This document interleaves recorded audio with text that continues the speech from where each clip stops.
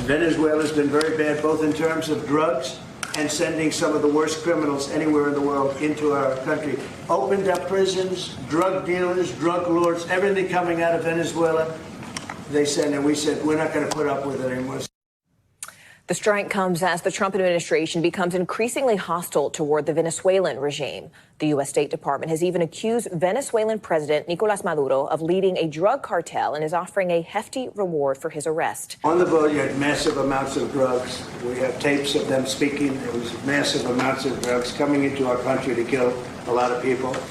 And everybody fully understands that. In fact, you see it. You see the bags of drugs all over the boat. And they were hit. Obviously, they won't be doing it again. And I think a lot of other people won't be doing it again when they watch that tape. So that's the president defending the strike, which we should point out is unprecedented. In the past, this was much more of a law enforcement type of operation where the Coast Guard might board the boat, seize drugs that are on board, question the suspected cartel members on the ship.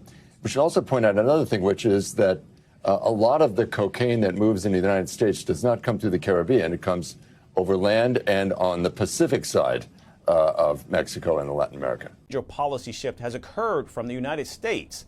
Venezuela's President Nicolas Maduro has said that the U.S. had authorized petroleum giant Chevron to resume oil production in the Latin American country. Chevron has been in Venezuela for 102 years, and I want them to have 100 more years of peaceful work.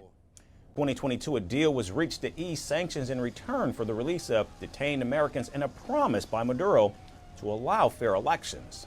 And that decision was heavily criticized. In fact, in February, President Trump announced he was reversing crooked Joe Biden's concessions to Maduro.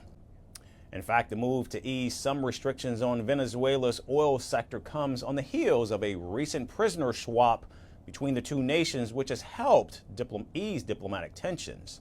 Relations between the two countries have been tense for years, and the Trump administration has publicly supported opposition leaders who say their candidate won last year's election, not Maduro.